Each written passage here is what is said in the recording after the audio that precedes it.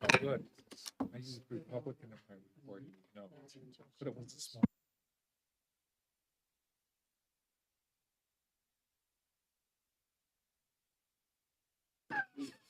Good morning, everyone. I did that. I figured you did. Good morning, everyone. I'm going to open the public hearing on HB 1800 and invite Representative Spilsbury to come introduce the bill. It's good to see you on Ways and Means again.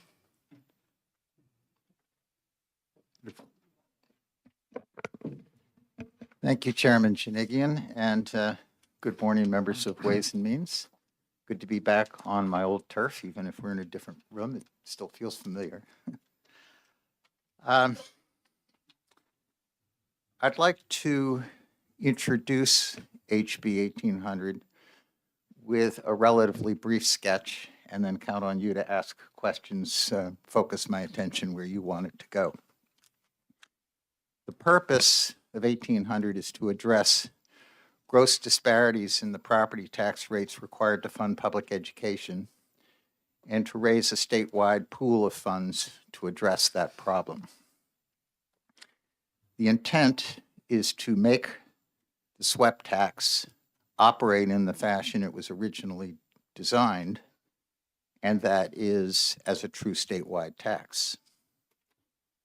As we talk about the history of the SWEP tax, what everyone will learn or be reminded is that it was set up in one fashion and it's been progressively corrupted to the point where now it's just a sham.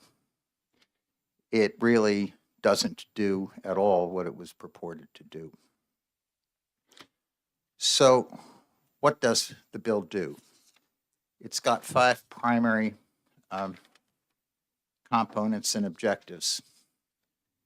In section 1, it takes the existing SWEP and more or less quadruples, more than quadruples, the existing tax. It also changes the way that it's stated so that instead of being a fixed figure, currently $363 million, that the DR then has to allocate out to the 234 municipalities, this instead is based on a rate, $5 per thousand value.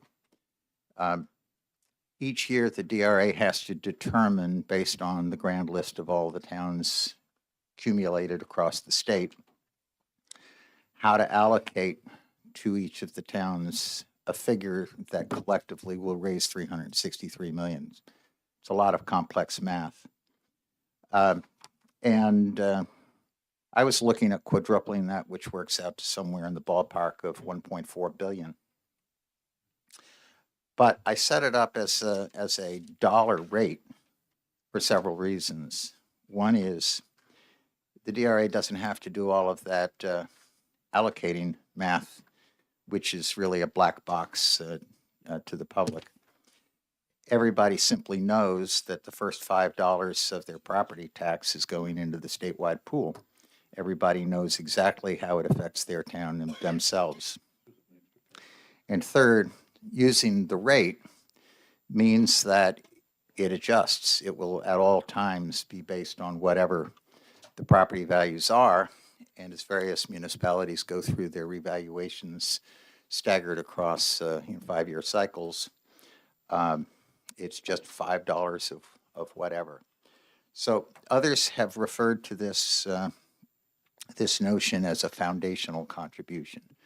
It basically means that whatever the situation is in your community and regarding your property, the first $5 is going into the statewide pool. The second component is to do what I've just said, and there have been various formulations of doing this, but since 2011, we no longer remit any of the SWEP to the DRA. And Section 2 means, states basically that all SWEP tax, the entire $5 across the community, is remitted to the DRA.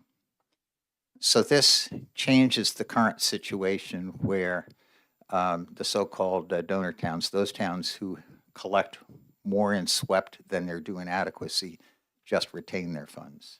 You may remember that a bill I sponsored in this past year, HB 739, I believe it was, simply said where a town has more in SWEPT than it was due in adequacy, they should remit the excess. And that was going to result in about $28 million currently held by the so-called donor towns being remitted. This deals with it in an entirely different way. It goes back to the pre-2011 situation where all of the SWEPT is sent into the pool. The third thing the bill does is it creates 3 different credits. And these credits are pretty simple, nice round numbers. 20% for a taxpayer who's in their primary residence. 10% for those who don't have school children. That says, by the way, that says no children enrolled. On further reflection, conversation with others, that would be better to be no children of school age or something along those lines. So it's not really a question of whether you're enrolled, it's a question of whether you have children that are eligible for the public schools. And third, 10% if you're over 65. These are intended to be cumulative, so one person could qualify for all 3 and take a 40% credit. This credit is exclusively on the SWEPT, the statewide tax. It does not affect the local ed tax.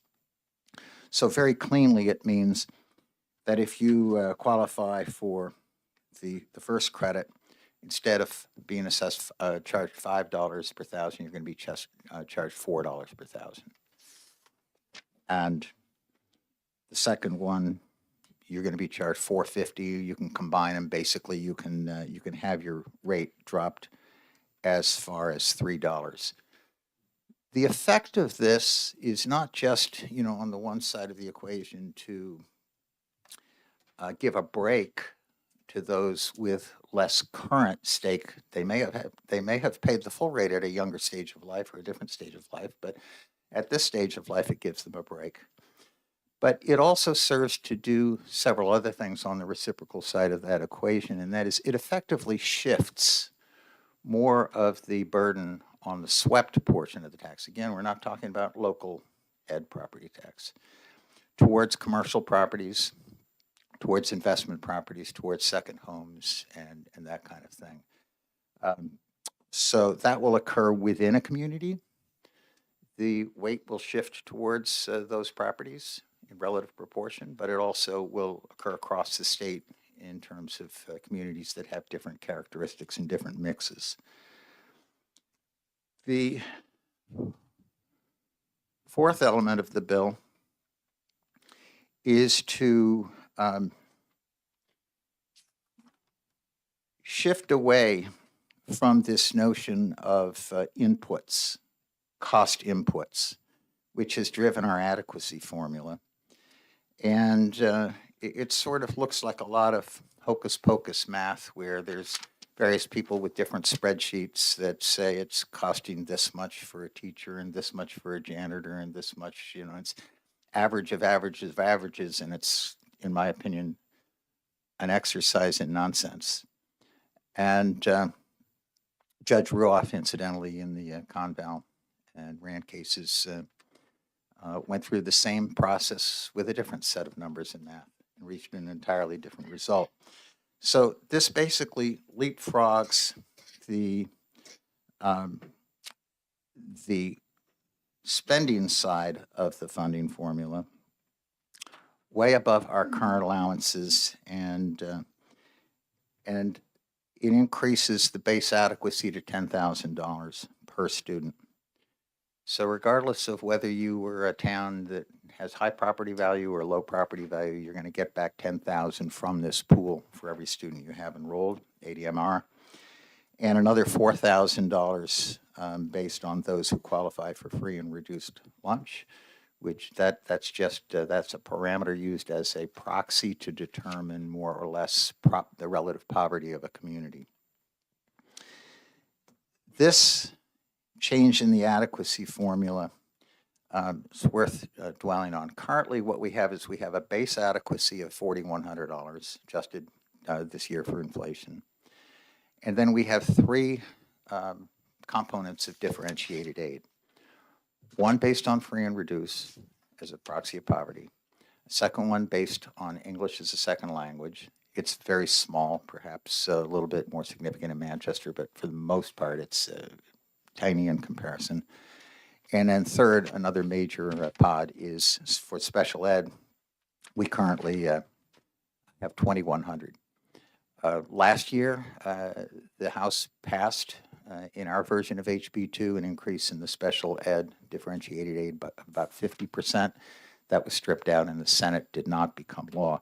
So that allowance is still 2,100. And what you'll notice here is you don't see that, because it's my intention in doing this to focus on adequacy in this bill and to remove an allowance focused on special education completely from the adequacy formula and deal with that in a comprehensive revision of the special education funding. And the Education Funding Committee has several bills on that subject, and we're having a very active discussion now on the special ed side. So it's not here because it's intentionally being removed from the adequacy. Why? Because I think that how we fund special ed doesn't have really anything to do with what's the base cost of delivering an adequate education. And unfortunately, our funding model for special ed is completely broken. So if we could take that out, integrate it over there, please trust the Education Funding Committee to fashion something sensible.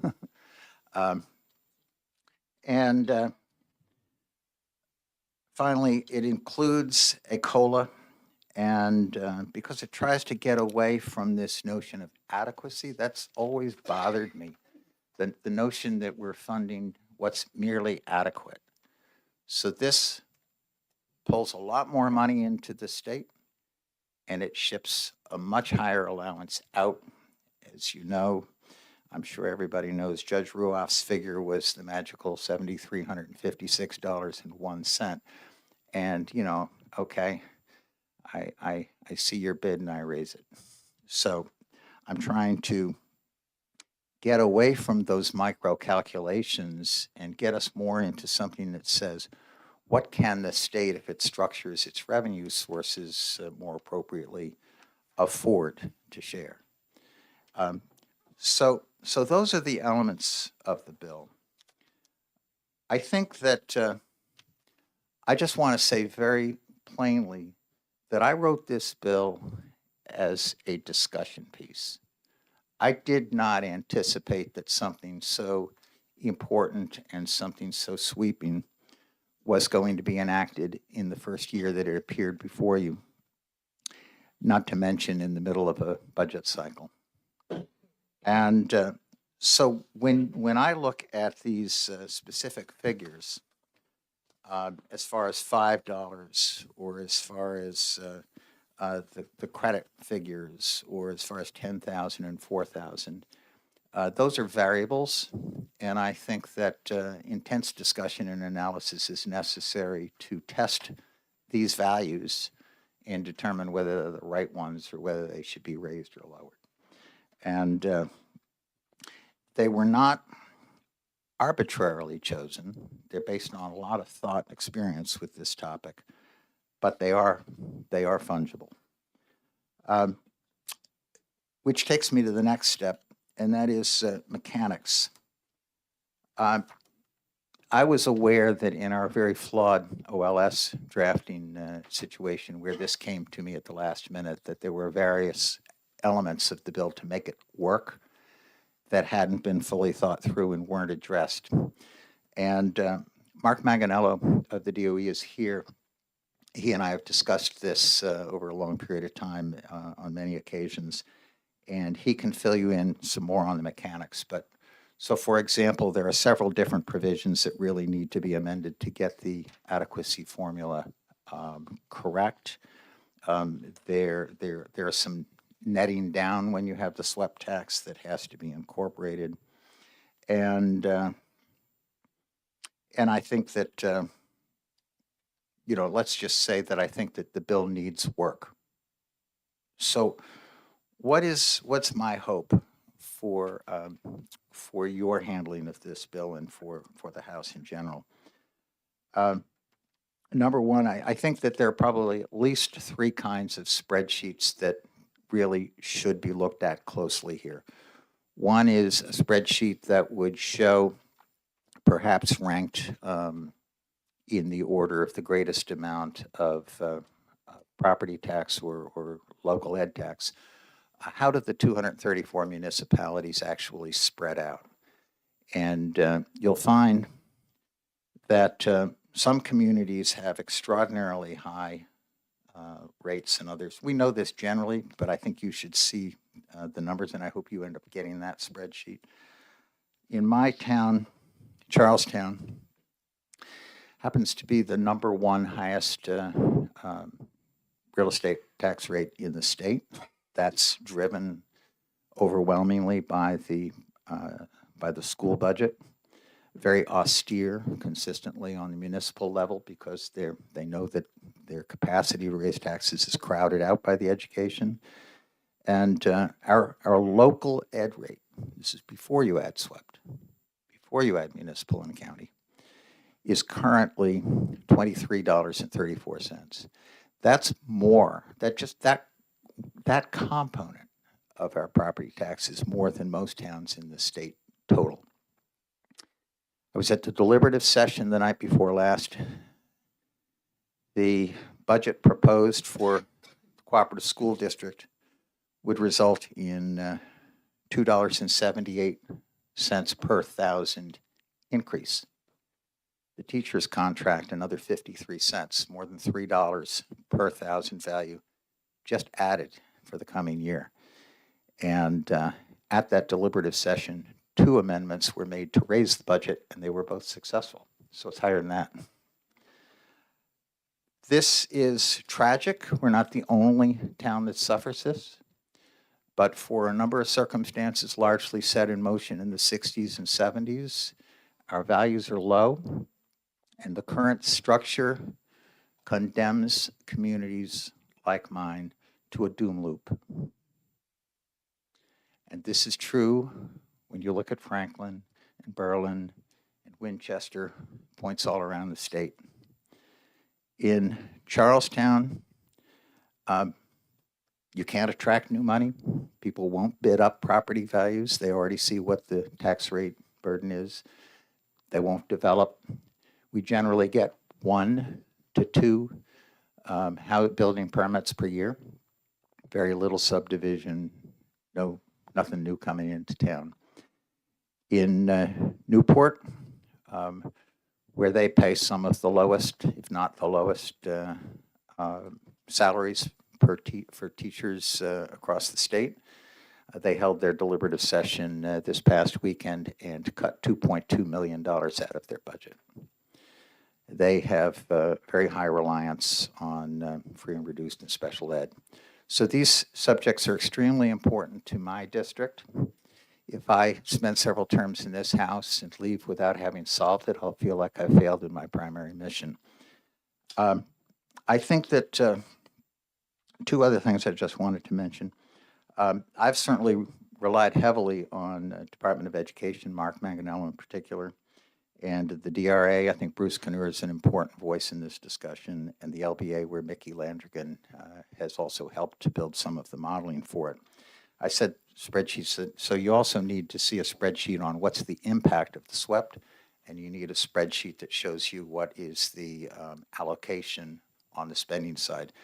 This is the first bill I've seen that attempts to bring both sides of the equation into one bill. We tend to see SWEPT bills and other tax-related bills and revenue on one side, and then we see other bills that tinker with the adequacy formula. I'm trying to develop something that will be a balanced equation. And if we don't have the will in the legislature for a income tax or a sales tax, then I think we need to make the statewide education property tax function the way it was originally intended. And I've voted actively as a member of this committee in the House for other things like enlarging the gaming activities or legalizing marijuana. There isn't enough shaking those bushes to solve the problem on its own. So I think the last parting comment is, I think we have a bit of a conundrum organizationally. We in the House with a topic like this, which really wants an integrated view from the education policy folks, the Ways and Means, and the Finance, and we haven't put together a structure that does that well. The concept of breaking out education funding was in some measure to do that, and that's why my good friend Representative in Ames and I were asked to be on the Education Funding Committee along with several members of Finance. But lo and behold, instead of coming to education funding as a two-committee bill, this has fallen in your laps, and you have therefore the luxury of going to March 4th. And I think that I would just very, very strongly encourage you to have a work session on this bill. And possibly, Mr. Chairman, we should consider having a joint work session of education funding and Ways and Means. If you're amenable to that, I think it could be very valuable. Thank you. Thank you. Representative Schamberg. Thank you, Mr. Chairman, and thank you, Representative Spilsbury. First of all, I'd like to say that for many rural New Hampshire towns, HB 1800 may provide a gain in stability and equity, which may outweigh the loss of flexibility for the towns, the local control portion. So, moving on to my two questions now, instead of three.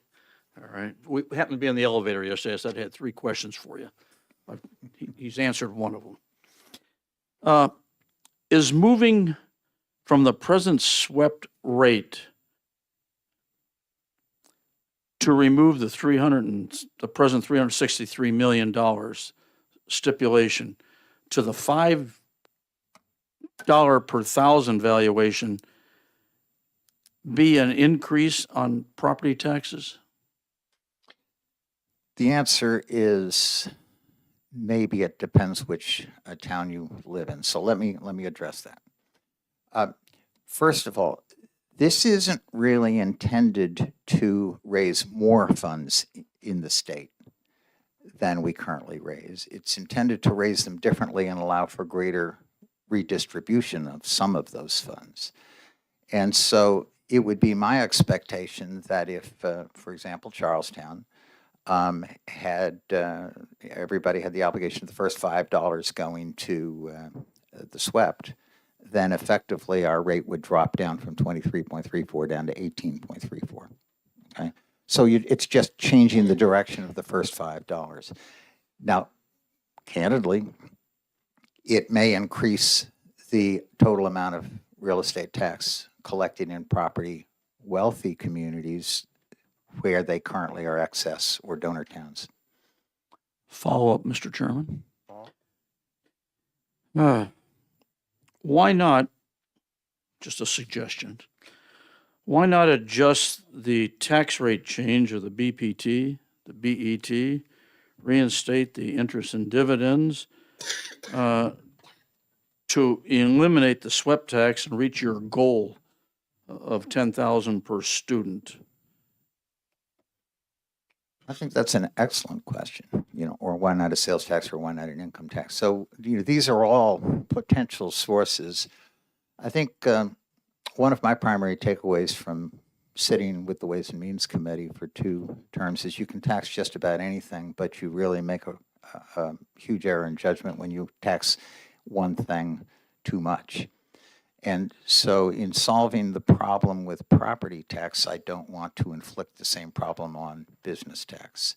That would be part of my answer, but I think those are all open questions. I would suggest that at the end of the day, if the legislature doesn't have the will to make the SWEP tax truly a statewide tax, then we should repeal it because it's a joke. It's a nothing right now. In fact, it's a deception. Thank you. Representative Tierney. Thank you, Mr. Chairman. Thank you for taking my question.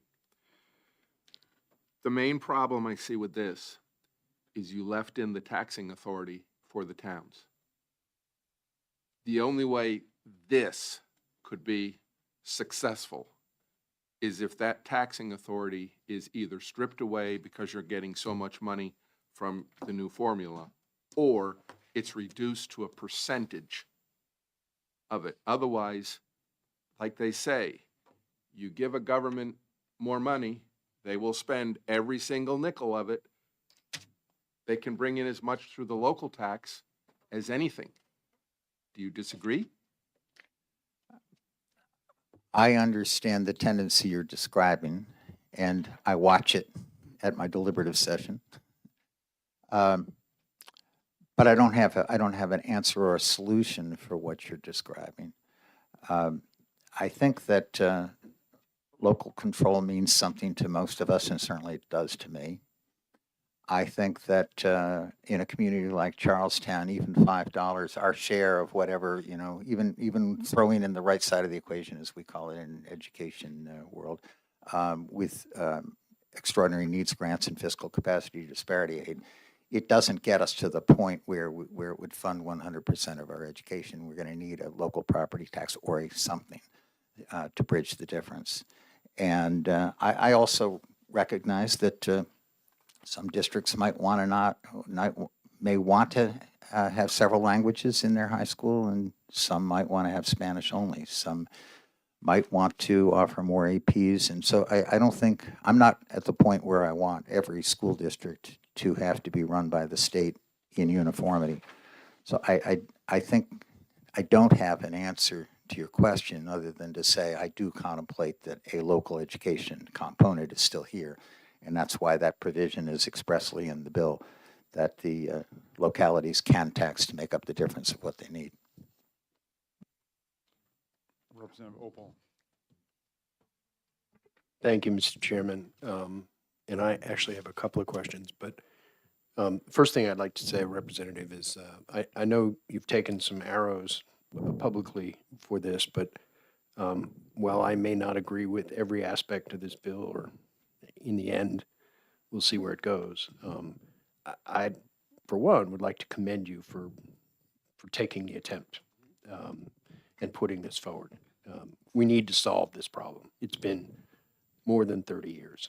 Well, gratification for me will come in the form of seeing what you do with it. I guess that was a would you believe. But a couple things, if I may, just to understand. The DRA analysis suggests that they're not clear on the distribution formula, but am I correct in understanding that your intent, I guess it's page 2, essentially lines 7 through 14, the distribution formula is intended to be $10,000 per enrolled student. So if my district had 500 students enrolled, we'd get 500 times 10,000 plus 4,000 per enrolled student who is enrolled in the free. That's the distribution formula.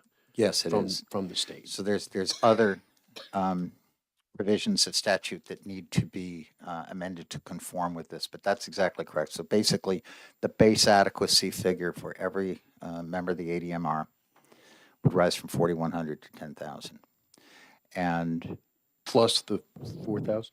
Plus the 4,000. Now, again, variables I spoke about before. At one point or another, we have had a number of differentiated aid components that are not necessarily in law anymore. We've had proposals for ones that never got into law. So, you can use your imagination and come up with all kinds of parameters that might theoretically increase the cost of delivering the education in a system. And the English as a second language is very small. The special ed is not being ignored, it's just being separated, right? But others that have either been in law or been on the table include third grade reading proficiency, parameters based on the size of the school district, number of students, rural character, or length of bus routes and things like that. Transportation was once a component. So the law has changed numerous times. I was just I'm thinking history for a second, and slightly off your point, but I was fascinated to learn in working on this, and I was very surprised that New Hampshire first adopted a statewide education property tax of some kind in 1919. The current SWEPT, which has been transmogrified, is, of course, an outgrowth of the Claremont cases and was structured in the 1990s. And it was originally set at a dollar rate of $6.80 per thousand value. So we've been down this road before. The legislature has retreated from it, and I'm asking the legislature to go back. Follow up. I wanted to follow up. You talked about, and I'll use Charlestown's numbers with your permission because you talked about them. You said that the school tax rate was 23 and change, I think. And I guess what I'm wondering, and then you said, so the $5 per thousand rate in this bill would reduce that by $5. Mhm. Does that 23 include both local and SWEPT? No. So let me clarify that. The current rate of 23.34, and I think, as you know, the DRA has to set the rate statewide for SWEPT annually in an amount that would raise $363 million. Last I checked, that was set at $1.12. That's adjusted for equalized valuation. So in the case of Charlestown, that's currently $1.78. And on top of that, again, I said we have very austere municipal tax. It's $8 and something. So it's a third of our local ed component. When you add them all together with the county, we're currently at, I believe it's 36.56. So 36.56 mils means more than 3.5% of your property value. With the increases that have just come through the deliberative session as adjusted and the teacher's contract coming in, we will be over 40 when the rates are set in November. So if you stop and think about the property tax, it's a wealth tax. It's, it would be like if we assessed 4% tax on everybody's stock and bond portfolio. I mean, everybody screams bloody murder when you tax the income on their portfolio. Imagine actually scraping 4% away of their principal. That's what we're doing with property. And it is, to say that it's excruciating, it's, I keep wondering, how does one representative communicate to the remaining 399 how desperately bad this is and how much it needs to change? One more follow-up. Follow? So just so I understand, I don't see a provision in the bill, maybe I'm missing something. It sounded as if you were saying, for example, Canaan's rate, I'm looking at my own tax bill. The local school rate is $19.36 and the state school rate is $1.49. So, it's $20 and almost $22. Nearly 21. Are you saying that the local tax rate would be reduced by $5? Is there a provision in your bill that says automatically, whatever your school rate is, you need to reduce it by $5? Because I don't see that provision. The answer is no, and it's a great question. I think it goes directly back to what Representative Tierney was talking about. One bill should only try to do so much, but I do think that somewhere in here, there are the makings of a grand bargain. And when I think about the intractable way that the two parties often discuss these issues, if we could just sort of borrow components from each other and put them together. So no, the bill doesn't have a limit. It doesn't have a way of automatically offsetting or reducing local tax. It doesn't have that discipline. There may be other disciplines in the form of spending caps or tax caps that those who buy into this concept might also buy into those as part of the balance in the grand solution. Representative Ors. Thank you, Mr. Chairman. Thanks for taking my question and welcome back. I figure anybody that can figure out the water's edge situation that you did your white paper on a year or two ago. If anybody will figure it out, it's you. Thank So you. with that said, couple things. Just, it sounded to me initially like you were saying that the bill's not ready for prime time.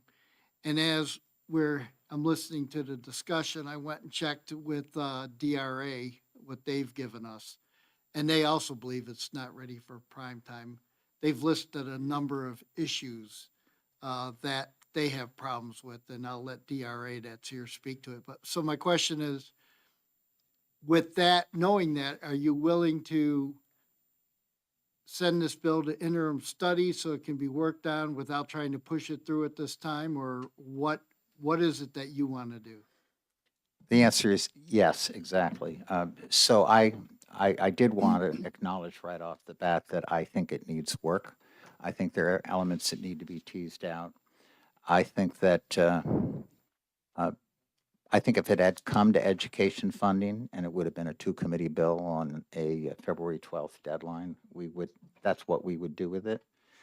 And I would encourage you to do that. But, you know, interim study is often viewed as a polite burial. And I think we need to understand that this bill needs work. It needs a gestation period. It needs a period of time for others to learn what it is that it's trying to do and why.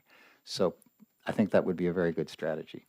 Thank you. And I think it would be great to have a work session before March 4th and before you vote on what the committee recommendation is, but with the idea that, yeah, needs more.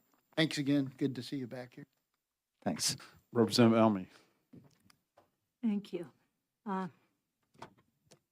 was there when we developed the first formula, and it was left to 10 on representatives on finance, 2 of us novices. And the SWEPT was put in, and there was a gentleman who was a Republican who was insisting it should be 11,000, not 6,600 as I recall it. But when it was put in with a lot of careful balancing, and the weakest part of it was the treatment of distant, small communities, of which yours is sort of distant, but not anywhere near as distant as the North Country has and various other parts. Those need more money, frankly, to work. And we spent a lot of time arguing about transportation, and I think in the end, we just decided to ignore it. But the thing that worries me most about this, but it's probably just an oversight, it looks like you are increasing, not by inflation, but by 2% a year, the amount of money that is increased, that is revenue, but you are not increasing the money that is need, the cost. And that is, they put the SWEPT in 2011 down to where it is now in stable terms, no inflation whatsoever, because they wanted to do what they're doing, which is to turn it into something that will eventually disappear. And if we do that to the 10,000 per student, That's going to disappear. So, by the way, I appreciate your historical perspective. And that balanced approach that occurred when it was first enacted is what I'd like to see us recreate. Have you talked to For- Neil Kirk? Two, Neil Kirk. I will. He was actually doing a lot of this behind the scenes while he had us sweating. I've had the pleasure of being contacted by several individuals who were involved at the time when they saw that this bill was introduced, and that's been really helpful and enlightening. So, to address your question about escalation, some sort of an escalator, first of all, the decision to use a rate, $5, rather than a fixed figure, which could be, more or less, it's about 1.5 billion, is specifically so that you don't have to worry about it being stuck in law. You don't have to revisit it every 2 years and enact new law. But that's not based on 2% or cost of living. It's just simply based on the changes in valuation. So that's self-activating. The COLA adjustment that's included on page 2 in line 13 and 14, that 2% relates strictly to the spending side. That relates to the any allowances that are in here right now. It's just the 10,000 base and the 4,000 for free and reduced. Is 2% the right figure? I mean, you could make a cost of living. There's various ways to fashion an escalator. The point is to have it self-adjusting for inflation in one fashion or another. So, Follow. follow up. Follow. So when you say required revenue amount, you're not referring to revenue to the state. You are referring to revenue to the school systems. I think it's the wrong word, should be changed. I am talking about the amount allocated out to the individual towns. And by the way, we allocate these funds to the towns, not to the districts. I'd forgotten that. So for example, in a cooperative school district like ours, the funds are calculated for Charlestown separately, for Alstead, Langdon, et cetera, et cetera. Follow up.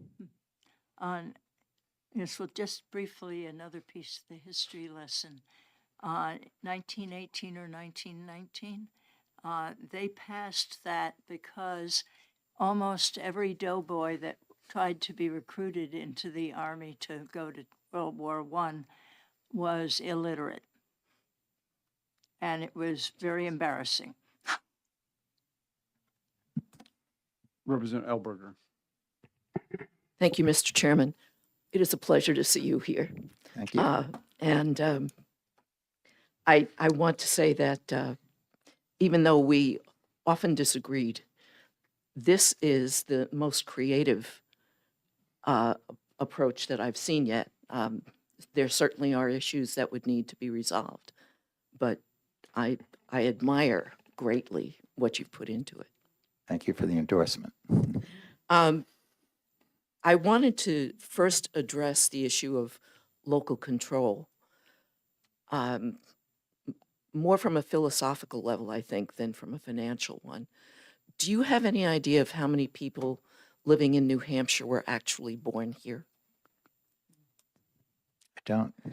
I just looked it up because this local stuff was getting to me. It's 41%, which means that significantly more than half of the folks who are here came from somewhere else. One of the things that I see as important in this approach is that it's recognizing that education shouldn't be stopped, or the thoughts about it shouldn't be stopped by the political borders of a community. The people, I've mentioned this before, the people that we depend on to do the work of the country don't always go back to the communities where they were educated. So somebody else paid to educate them. And it's, again, one of the other things I appreciate. But one more question. In Nashua, we do not have a separate school budget. The school budget is a line item in our municipal budget. So I'm curious as to how this would work in Nashua and the few other communities for whom that's also true. There's no That's- separate education rate. And I believe that's common for a number of our cities, but not all of them. I believe there's a bill in the House this year to bring Claremont in that direction. First blush, I don't think it changes anything.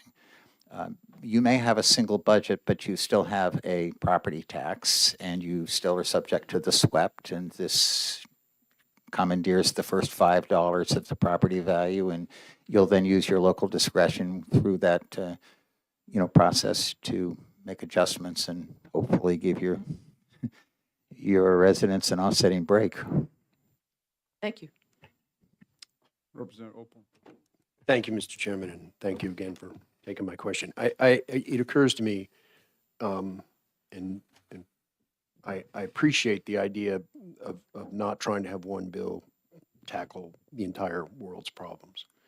But I do have a concern and wonder what you would say to the parents of special education students that they're not in this bill, and that essentially you're relying on, well, we're going to handle this part of the problem in this bill and the special education part of the problem in a different bill.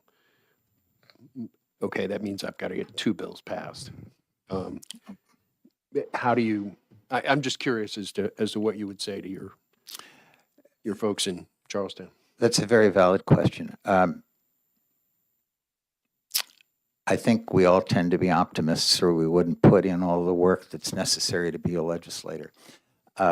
We are probably on a better track in education funding to deal with that.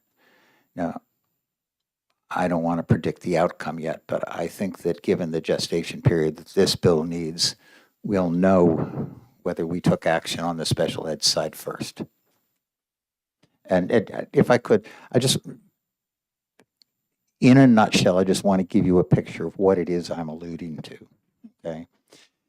We currently spend about $68 million to fund the differentiated aid component for special education. The House bill last year would have added another $28 million to that. So give or take, the House was prepared to have about $100 million behind that mission. Separately, we have what's formerly been called catastrophic aid, and it has to do with the revenue sharing formula for those students who cost more or less greater than $75,000. The way the statute says it is that the local district is responsible for funding the first 3.5 times the cost of an average student. And so at about $75,000, the state kicks in, and above that, 80%, and then at a higher threshold, around $200,000, the state takes 100%. The concept that we're working on in education funding is to merge those, take the funds that have already been dedicated that we were willing to, and by the way, that $28 million that we were going to put into increasing the special ed would have come from my SWEPT bill this last year, 739, to have the donor towns send in the excess. That's where the funds were, and both of those were removed by the Senate. But that was a balanced equation. And if we then integrate a single formula that's not just catastrophic, but it's based on funding special education in an insurance model.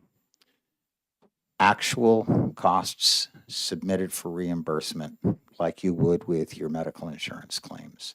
And then the state will find out for the first time, because we don't know, how these funds are being spent, and we can then calibrate a tiered scale at rising levels of cost. The state would step in at a higher percentage rate. That's what we're working on. Thank you. Okay. Thank you very much, Representative Spilsbury. Thank you very much for your generous patience. Okay, next, we're going to hear from Mark Mangiello.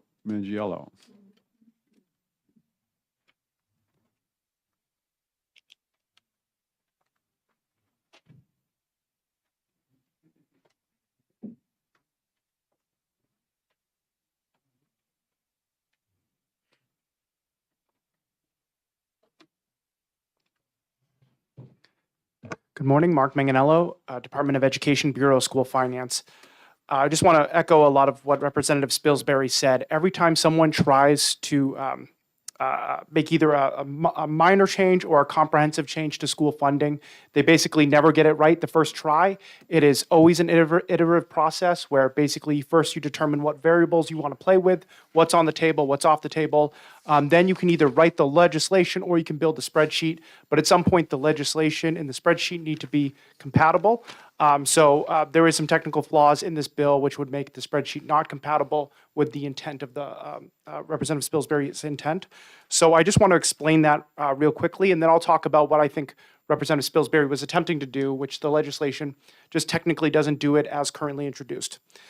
So one of the main technical issue is there's 193E, which is the adequate education law, and then there's the actual formula. The formula is an algorithm, and it lives in RSA 19840A, 19841, and 19842. And essentially that builds the rates, it builds the order of operations or the algorithm of the formula, and then it determines that it gets distributed. And so a lot of the changes that Representative Spilsbury made were in the adequate education law and not in the adequacy formula law. And so that's what just makes it technically, I can't really run a spreadsheet. And I can explain here what the spreadsheet would do as introduced, and it just wouldn't achieve his objective. Or an objective I don't think anyone's interested in moving forward with because it's just technically flawed. So typically it's an iterative process. It can take multiple spreadsheets, multiple conversations about what are the objectives you're trying to receive, how do you want to fund it, and then what is the spreadsheet going to look like, and then what is the legislation going to look like. And so a work session would be required to go down that path as Representative Spilsbury or interim study would be needed to do that work.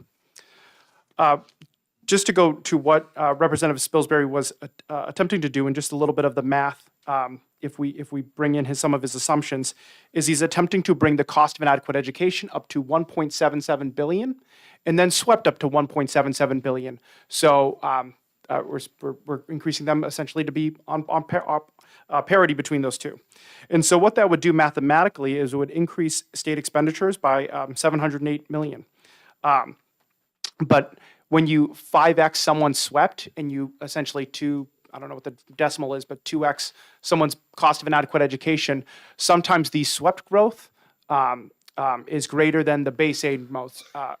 So whenever you're looking at an adequacy spreadsheet, it's always a relationship to how many students you have and how much property values you have. So how it shakes out on a spreadsheet, whether you are going to be benefiting from this formula or not benefiting from this formula, it really depends on the math of your community and the property values of your community and the students you have in your community. So for 220 communities, making that base aid up to 10,000, it would increase state aid for most communities, but for some communities, it would not. And that essentially is because when they got to keep their full swept of $1 per thousand, that is greater than any increase in their base aid, because now they're losing that. And so there's just some interesting math that comes out on the spreadsheets when you do that technical analysis. And again, if we're doing a work session, we could go into those spreadsheets. The last thing I want to bring up, people talk about the concept of donor towns. It is a political concept. There is no definition in the Constitution or state law on what a donor town is, but it's obviously brought up here a lot. Just as introduced, this would result in some people paying more in swept than they're receiving through the new formula. And so that number would be $371 million.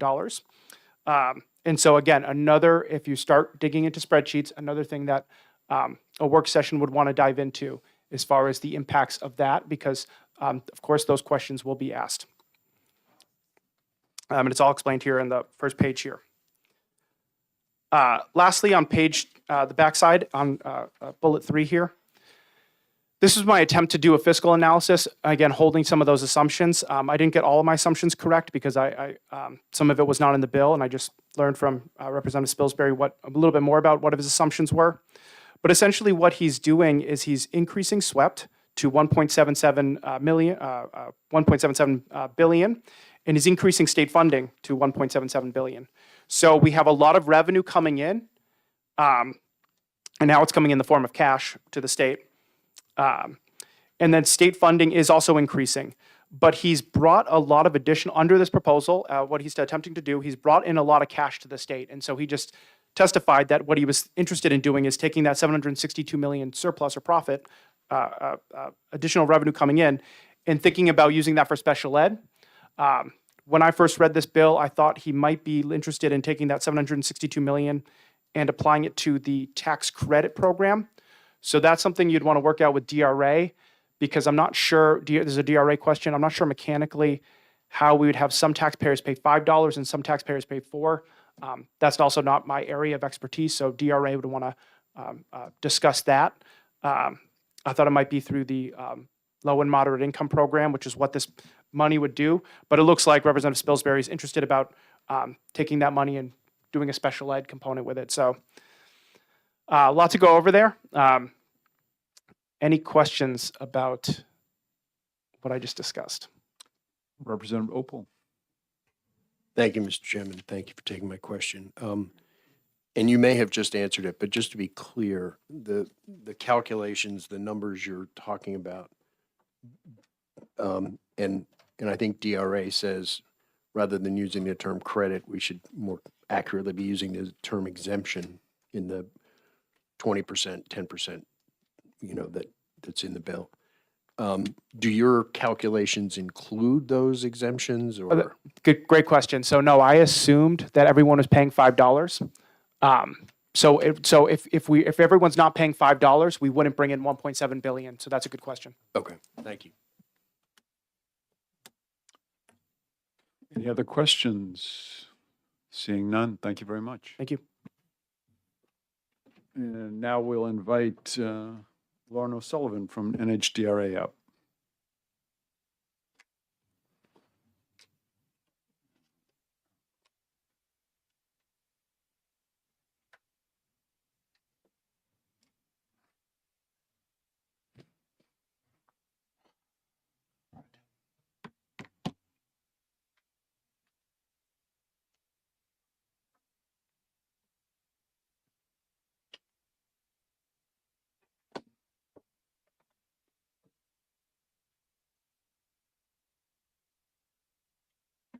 Good morning. For the record, my name is Lauren O'Sullivan. I'm a senior financial analyst with the Department of Revenue Administration.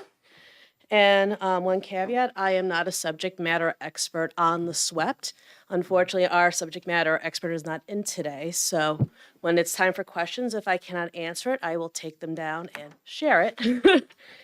So as with all bills, the DRA does not take a position on the bill.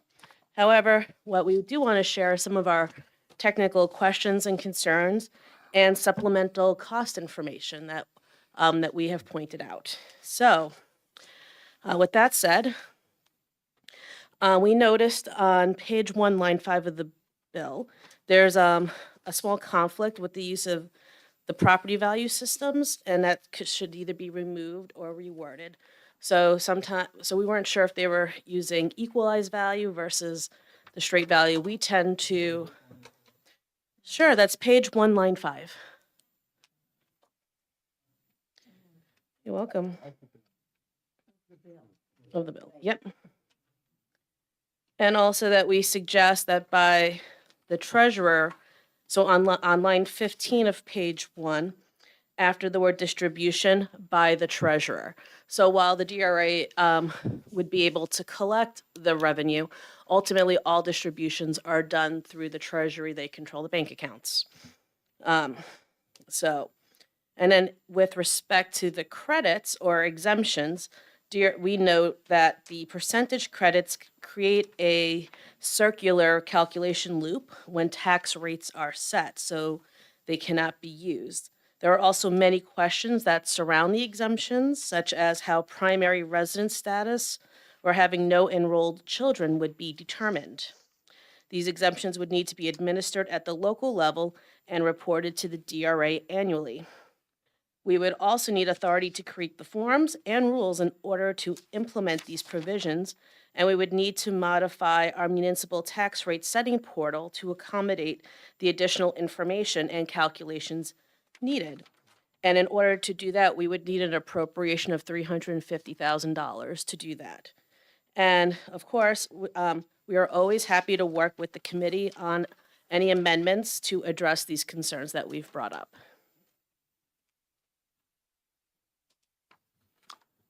Representative Opel. Thank you, Mr. Chairman.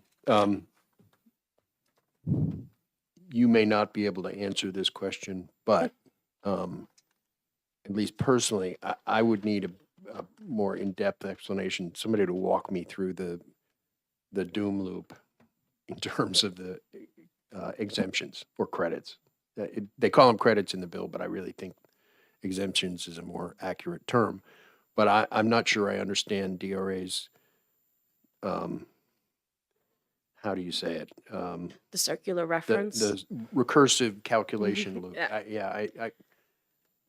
I'm sure it's true. I just would like somebody to walk me through it. Sure, Maybe, and maybe that would be part of a work session. I'm reading the DRA analysis. It says the percentage credits create a recursive calculation loop, which sounds like really bad. But I love the language. Whoever wrote it is, just, as an English major, I love the language. But yeah, I will pass along that compliment. please do, along with what does it mean? And the question. Absolutely. I will pass that along.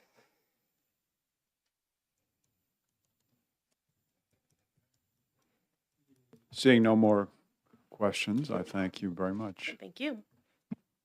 Is there anyone else who would like to testify on HB 1800? Looks like Representative Ames might want to.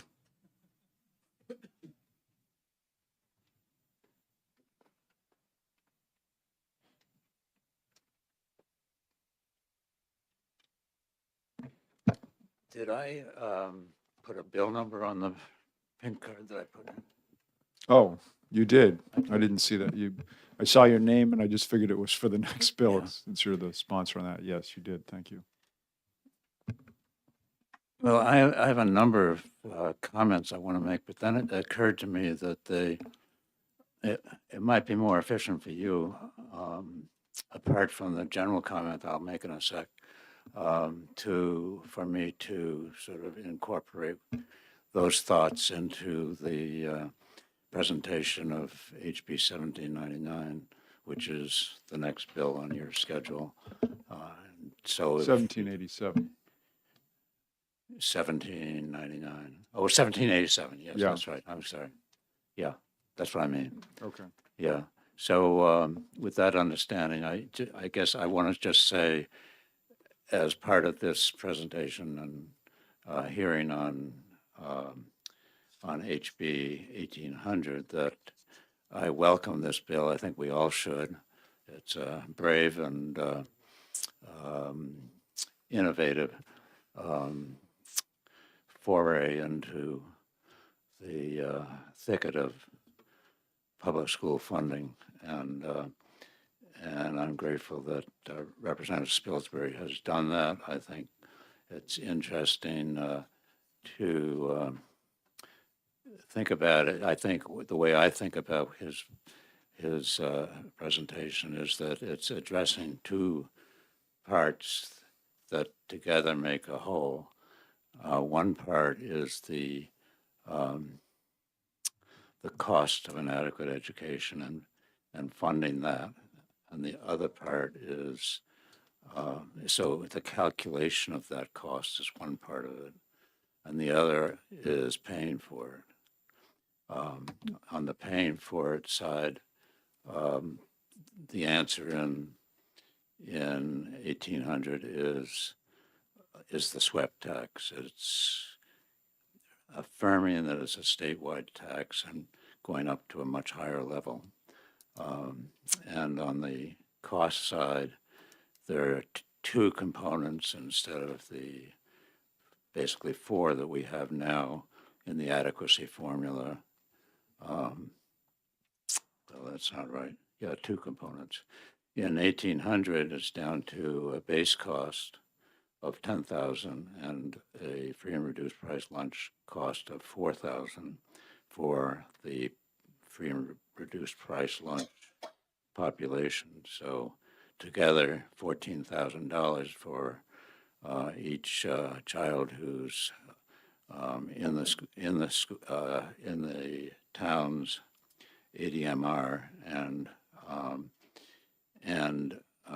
who is free and reduced price lunch eligible, and for the other kids, it's $10,000. So you can easily do the calculation, figure it out, and it's significantly above the current adequacy level with the numbers that are in place for calculating adequacy, which are for the base, free and reduced price lunch, special education, and English language learners. It's consonant. It's in step more or less with the judiciary's work on this issue. It's in the ballpark, so I welcome that effort, and I'm not sure that I have a lot of questions about relying on the SWEPT, a uniform SWEPT, to pay for that, and we can talk about that. And when I go to the other bill, maybe I'll say a few words about that then. But the other thing I wanted to say about, maybe I should draw back and not say more. It's hard to know where to stop on these things. But I will talk more about it when I testify on the next bill. Thank you. Representative Ors, did you have a question? Yes, thank you, Mr. Chairman. Welcome back, Representative Ames. I'm just wondering, do you think if the technicalities in this bill get cleaned up, that this would be enough funding for the schools that we wouldn't have to keep coming back and trying to figure out how much funding the schools need? I think it would be in the ballpark, yeah. Okay, Plus or minus, and plus or minus can be significant dollars, but not as large as it's relative to the whole. It's not the plus or minus is not so much. So yeah, it's something that we can work on. all right, thank you very much. Okay, thank you, Representative Ames. Is there anyone else that would like to speak on HB 1800? Seeing none, I'm going to close the public hearing on HB 1800.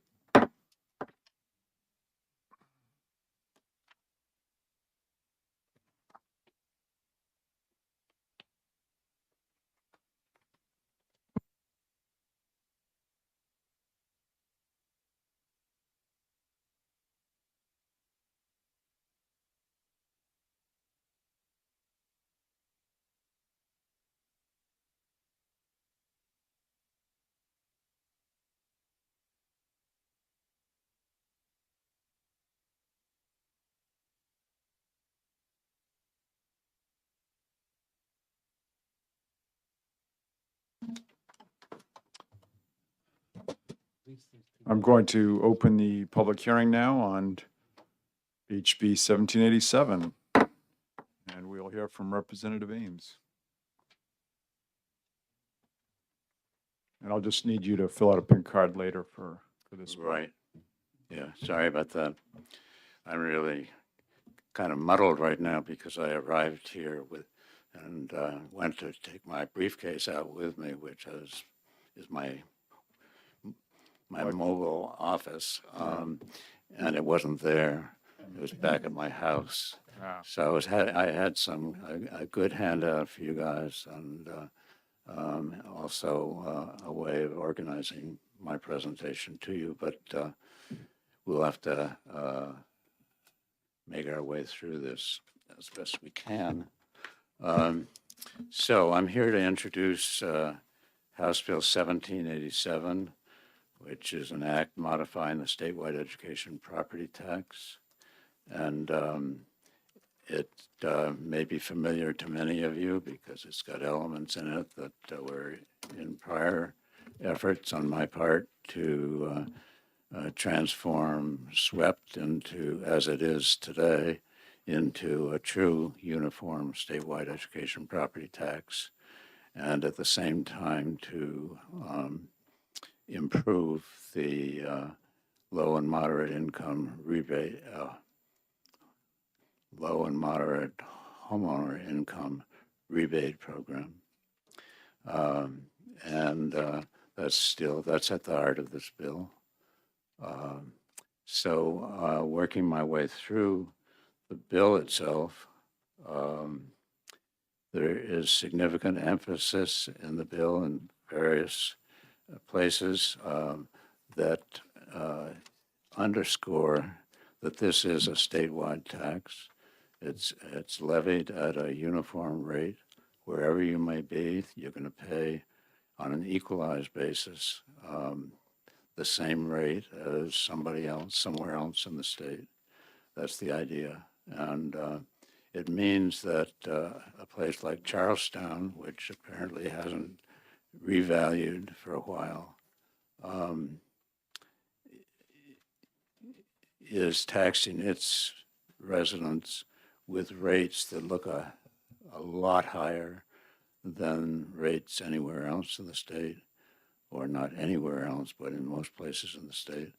And part of that is because the values that they have in their books on property are significantly lower than would come out through an equalization study. And so the DRA equalizes, and when it does that, it concludes with a rate that, when levied statewide on all equalized value property in the state, will produce $363 million. And with Charlestown, well, the statewide rate under that analysis is a little over $1. And for Charlestown, we just heard from Representative Spilsbury, it's more like $1.78.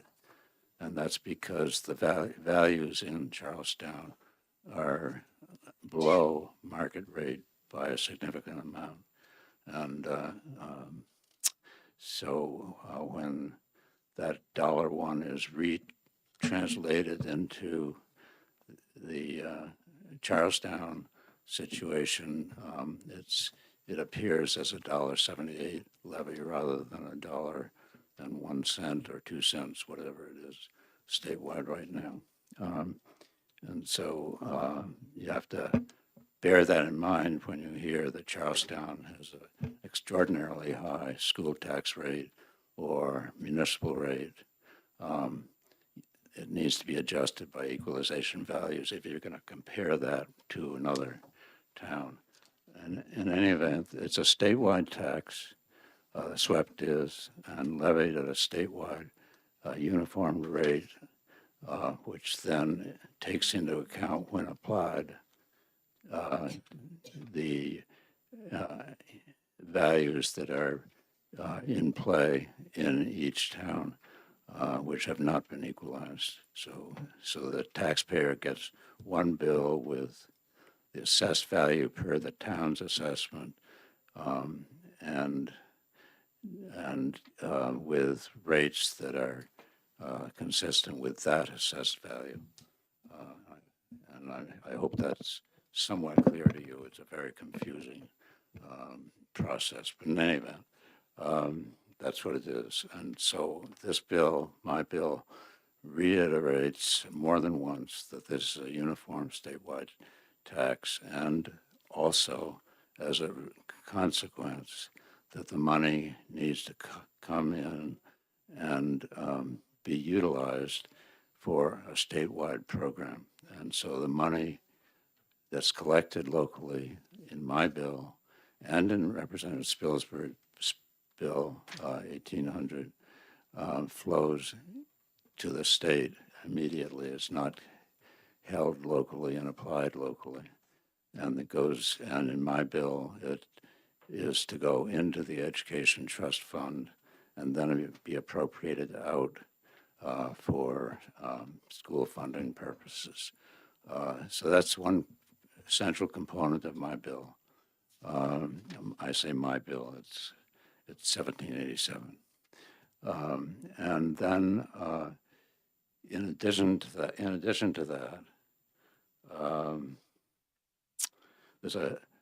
there's a change from the $363 million target for raising money via SWEPT. Not a major change, simply an inflation, a change that begins to recognize inflation. And you'll find a number in there of, what is it? Is it 378? Yeah. Yep. 378 million, yeah, on page 1 at line 7. And that really is adding 2% to the 363 today for the next couple of years before this bill would go into effect. So the starting level would be 378 million. And then in subsequent years, it would step up at 2% per year, by 2% per year.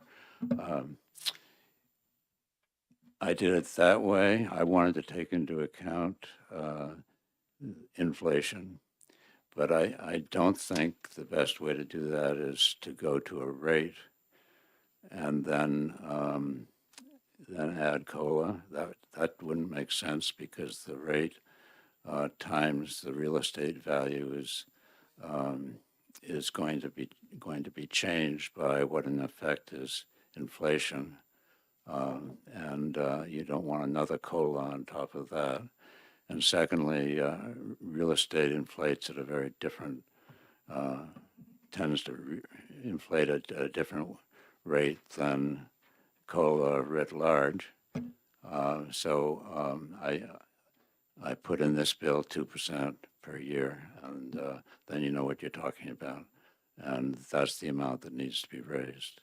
And it recognizes the reality that the costs are going up. And you could use a different approach, but that's what I chose in this bill, and that's something that could be revisited. But that means that there's a slight increase in the SWEPT tax because of that in this bill. A major part of the bill is a major part of the volume of the bill, of the text of the bill, is focused on updating, reforming the SWEPT tax, the rebate program, and for that, there are two elements that I want to emphasize. One is that the rebates would go against not just the SWEPT tax, but also the school tax, the local school tax, which is a big change.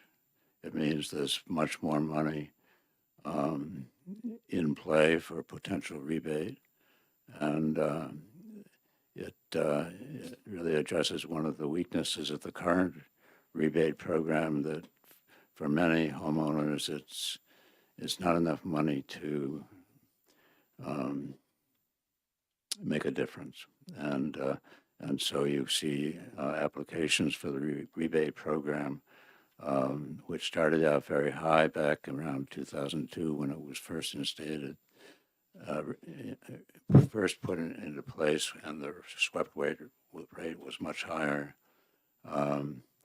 down to a very low number of participants that are participating. it tries, my bill is trying to make the rebate program significant and helpful to low-income homeowners. And I won't go through all of the different levels of income that apply, and I won't go into, well, I'll mention that the property value, I'll mention a couple of things. The single people with incomes over $85,000 would not be eligible in this bill. And married people or heads of households with income over $100,000 would not be eligible. And conversely, eligibility below those levels would kick in, but for it would be the highest level of rebate would be available to the individuals or households or married couples at 100% at the very low income level of that group that's eligible, and would go down to zero at the point where that top income is reached in those different classes. So so it says it makes it's trying to turn an insignificant rebate program into a significant one. And I think to start with, we don't know how much. Well, I know that to start with, we really don't know how much this would cost. And because of that, the bill has in it a $30 million cap on the total liability of the state for this. And like some of you, the tax credit programs you're familiar with, there would be a proportional reduction in the amount each taxpayer would receive after you know what the total ask is by claimants for the rebate. And if it's greater than $30 million, then you're going to have to reduce it to $30 million and reduce each claimant's rebate by whatever the percentage is. And it also has a cap of $1,100 per claimant. And that's just an absolute cap. You can't get more than that.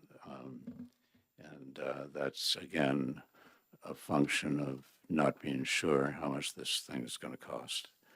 So that's in there. Another important provision towards the end of the bill is a committee that's set up to look at how this rebate program might be extended to tenants. So it's not just for homeowners, and try to figure that one out, and also look at the data that we have available so that we might in future years, when we're trying to think about which way to go on a bill like this or in a rebate program like this, we be sure that we had available to us better data than we do today, so that we could make good judgments. So that's in there. And I think that's what I wanted to say on the bill itself, but I also want to put it in context. And you've heard House Bill 1800. I'm glad these came up together at the same time. My hope for this bill is that it would help sort of reform the statewide education property tax as a revenue source for school funding. And the larger issue is school funding and how do we pay for that. And as I said, I'm grateful to Representative Spilsbury for putting forward one proposal. I want to mention to you that I have a proposal as well. It didn't come here. It's at the Ed Funding Committee. It's House Bill 1799, and it has, as House Bill 1800 has, provisions that address both sides of the challenge. One is how much funding should the state be providing to localities for this, for the public schools, for adequacy. And it also has on the other side, how are we going to raise, if there's additional funding needed, I believe there is, how are we going to raise that money? It addresses that as well. And Representative Spilsbury's 1,800 addresses it with SWEPT alone. House Bill 1799 addresses it with a, you might say this is avoiding the issue, but it's really not, setting up a committee to identify options for raising revenue, which could certainly include and would include SWEPT. It could include other sources of revenue. The charge to that committee would be to identify, flesh out, so that people can understand them, options for producing revenue for this challenge of adequately funding our schools, and do so by November of 2026, so that that information can be used in the budget process that will ensue in fiscal year 27. It's basically trying to set up a source of information, useful information that's been carefully thought through on options that could be used to fund an adequate education, with the full understanding that the Finance Committee and the legislature of next year will have to sort through what the school funding obligation is as it moves to try to figure out how to fund it. So that bill has had its hearing, talking about 1799 now, has had its hearing. There's a work session, potentially an exec session scheduled for it on Friday of this week. We'll see where that one's going. I think Representative Spilsbury and I have talked about how we want to try to find some way of bringing all this work and information together in the legislative process, and we're not sure how to do that. Maybe between the two committees, there can be, as there was a couple of years ago, a special committee that would be maybe just a joint committee, I don't know, that would take on the task of trying to figure out if there's a pathway between those two bills that can be set in place and used as we move towards our next biennium, which is the only place this issue is going to be solved, I think, in the next budget cycle. Options for this bill certainly include killing it if you don't like it. Of course, that's your prerogative, and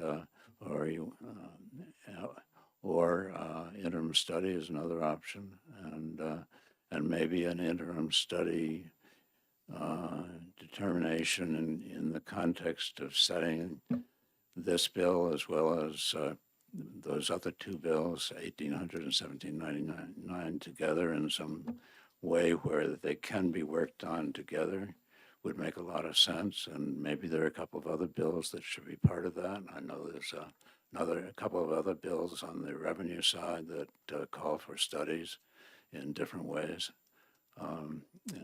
So I guess that's how I want to leave it. I think there's an imperative here. Representative Spilsbury spoke of the deliberative session in his area tonight.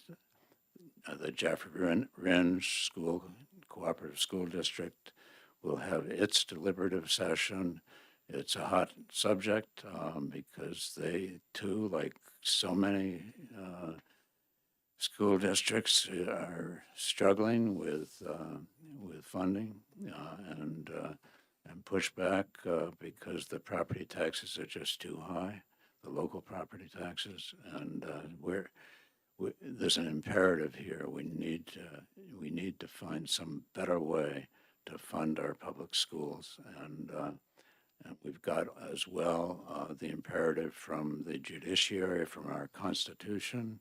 We're not doing it right now. That's what our highest court has said. We're too low. So let's see if we can figure it out. Let's see if we can figure out a route to follow that will really enable us to make progress on one of the top issues of the day, I think. Thank you. Thank you, Representative Ames. I guess the question that's come to mind for me now is, now that you've talked about 1799 and it's, I guess it's primarily would be creating a study committee. My concern is that you and Representative Spilsbury, I have a lot of respect for both of you and you've done a lot of work on this, but now my concern is the expectation is that we would consider 1787 and 1800 in this committee when you guys are in the Education Funding Committee. You spent a lot of time on this stuff, and there's a bill to create a study committee. I'm just wondering, like, where does that, and I'm just asking it honestly, both of you have recommended potentially IS on both your bills. Given the short time that we would have to have a work session, I mean, honestly, what are we going to figure out in the next 2 or 3 weeks? I guess I just like your opinion, and I should ask Representative Spilsbury the same question. I should add that 1799 is an early bill, so unlike this, both of these bills, I guess, are not early bills. Is that right? Correct. Yeah. So you got a little more time on this side than the Ed Funding Committee has on the other side. So that's another part of the puzzle. I don't know the answer. I think maybe I think the way we got to a special committee was it 2 years ago, whenever, was talking with the Speaker's office and getting something set up that allowed the formation of a special committee, I guess it was. I don't know. But that would enable, I think, some work to go forward. You know, there's always a time pressure because you're going to run out of time at some point. Right. Okay, and I'll ask Representative Spilsbury the same question after we finish these questions. Representative Laurie? Yes, do you know, Representative Ames, what the second committee is on 99? It's probably I think it would be finance. Yeah, it might be you guys. I don't know. I don't know. One of those two. Representative Schamberg and then Helmy. Thank you, Mr. Chairman. And before I ask the question, Representative Ames, speaking as a select board member, all right, our municipalities support the goal of fair and adequate funding for public education. But we recognize that New Hampshire's reliance is on property taxes to fund this. And we also have, as select boards, we're concerned about our cash flow disruptions, which could occur if it's going to be on a quarterly basis of remitting to the DRA, because we have limited staff. We only have one administrator and our tax clerk. And we're concerned about this additional work. Will they be reimbursed? That's mostly from select board positions. So my question now is, while towns generally support expanding property tax relief, it seems like HB 1787 seems to go back to the New Hampshire property tax owner again to achieve the goal of a fair and adequate funding. So does this bill reduce local property taxes? And if so, how does this 2% increase that starts in 2027 affect the tax that people will pay on their tax bills? Will they actually see it, or do you think it's going to be so infinitesimal that it won't be seen by the small towns? Well, the answer has to be, it depends.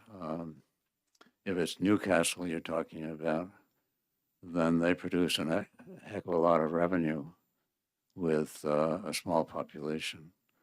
And I see Representative Malloy nodding his head. He knows that part of the state pretty well. And if it's a small town up in the North Country, it's going to play out very differently. And maybe they'll be getting back more money than they've sent in. No longer will you have the money just retained in Newcastle. Newcastle will become, well, trying to avoid the word donor, but in that language, a donor town.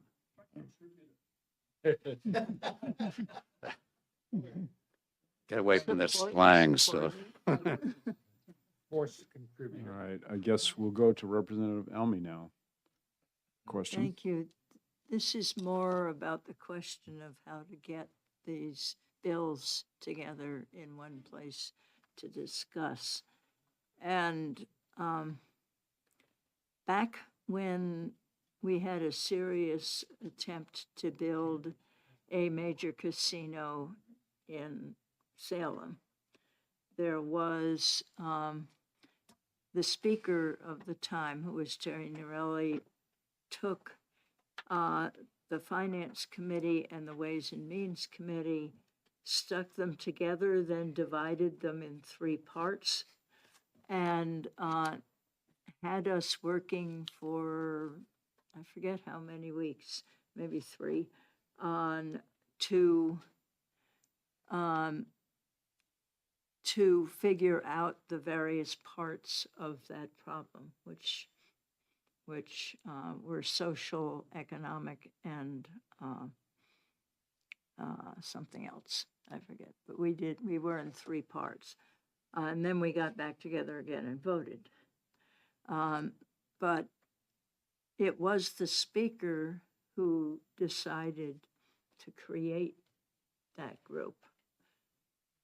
And if the speaker was willing to put together people in August, we used to meet in August, you know, in August and September to be working on this, maybe something really good could come out of that.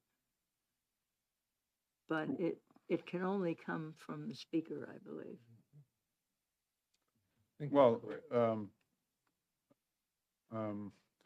if 1799 was 1799 passed, it would create a study committee that would, sounds like, render a decision by November.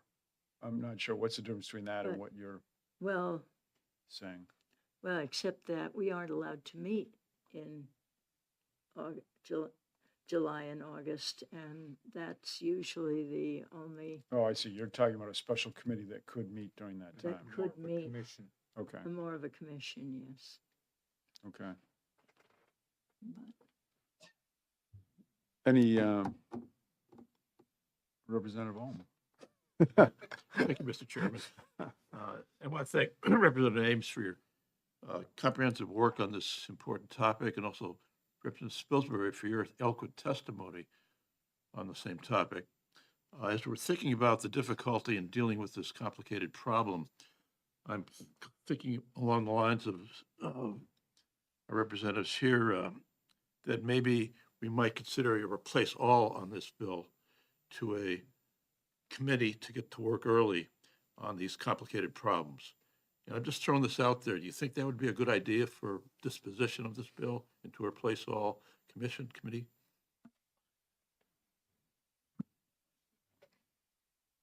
Trying to understand what you mean by replace all. I think I understand, but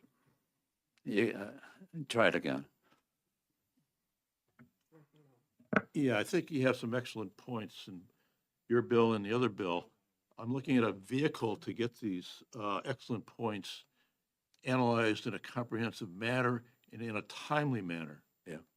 And so wouldn't a vehicle to do that be to change this bill into a commission bill that could get going on these topics in a comprehensive manner?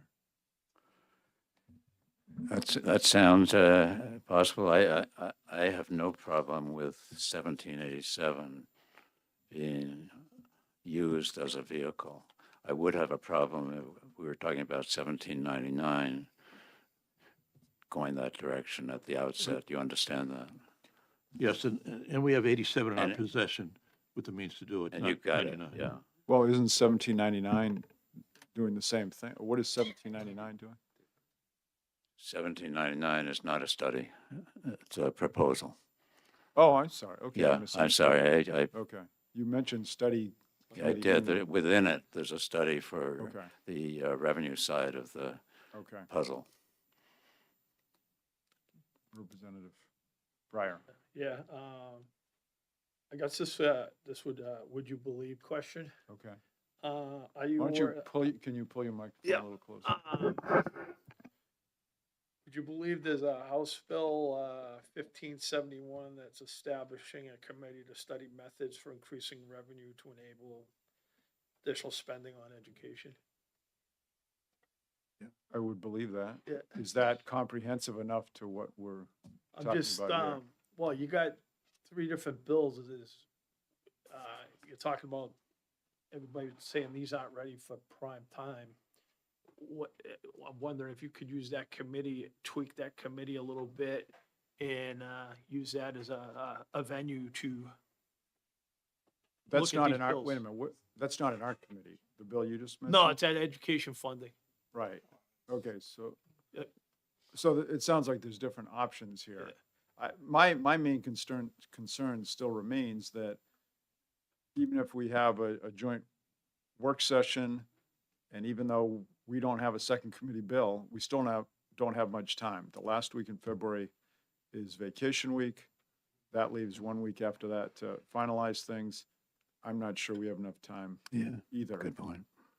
So I mean, given that we're talking about that, we're all kind of agreeing we need to study this more and come up with proposals. I just don't see how we, as a committee here, come up with something solid in the next couple of weeks. That's my concern. I wonder if Representative Spilsbury could I'm going to have him. have an opportunity to say a word or two on this as well. Yes. You want to take my place or? Sit side by side, why not?